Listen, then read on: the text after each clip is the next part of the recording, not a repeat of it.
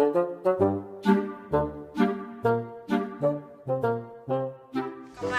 pancing ikan itu 9. Iya. Kamu dapat ikan kosan? Dapat deh. Masak kosong. Ayo kami suwe. Betul.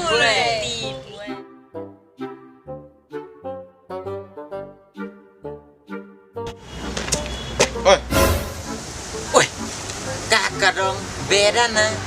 Sebelah rajin gereja kok kakak. orang itu kayak saya.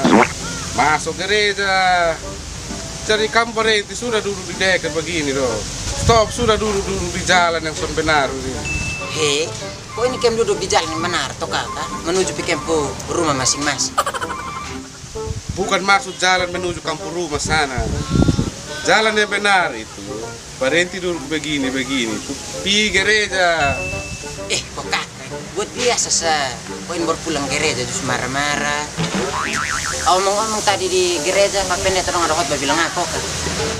Dengar. Tadi Pak Pendeta khotbah itu tentang kasih.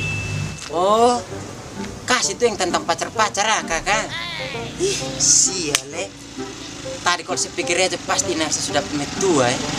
Woi, lu kira Pak Pendeta khotbah di mimbar tentang lu pun cinta loh. Makanya orang omong belum habis itu jam potong-potong. Oh, saya kira kasih itu tentang pacar-pacar itu.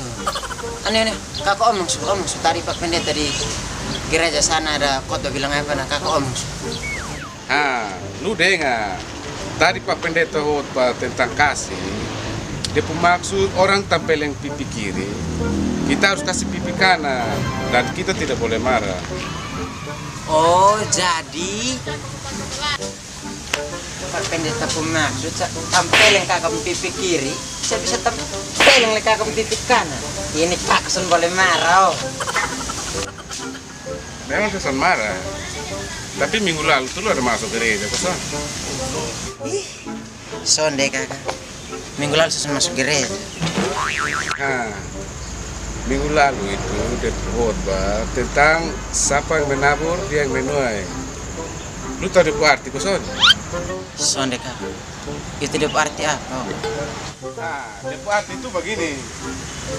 Siapa yang berbuat baik, dia dapat kebaikan. Siapa yang berbuat jahat, dia dapat kejahatan. Tadi lu sebut jahat dan saya tuh.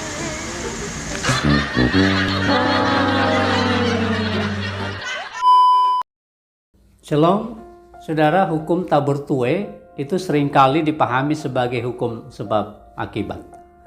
Dalam Galatia 6 ayat 8 dikatakan bahwa sebab barang siapa menabur dalam dagingnya, ia akan menuai kebinasaan dari dagingnya. Tetapi barang siapa menabur dalam roh, ia akan menuai hidup yang kekal dari roh itu.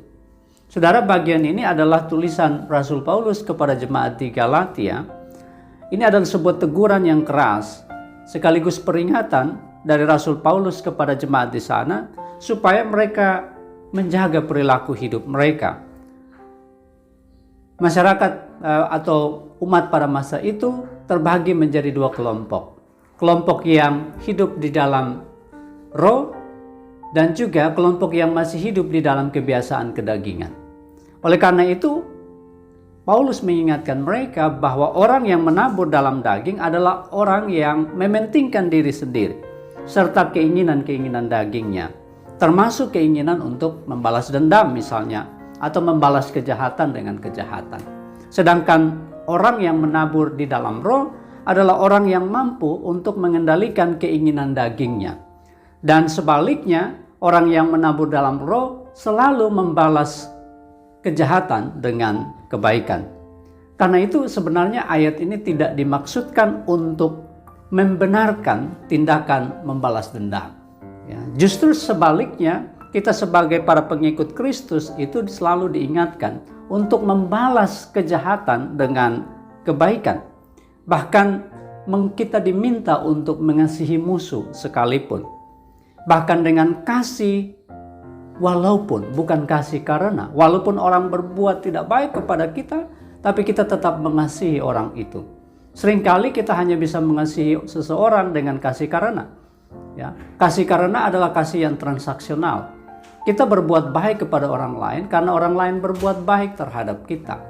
Oleh karena itu, kiranya sketsa tadi boleh menjadi sebuah kritik bagi kita ketika kita mungkin seringkali menggunakan firman Tuhan dalam cara pandang yang keliru, sekedar untuk memuaskan keinginan-keinginan kita semata. Tuhan Yesus kiranya memberkati kita. Shalom.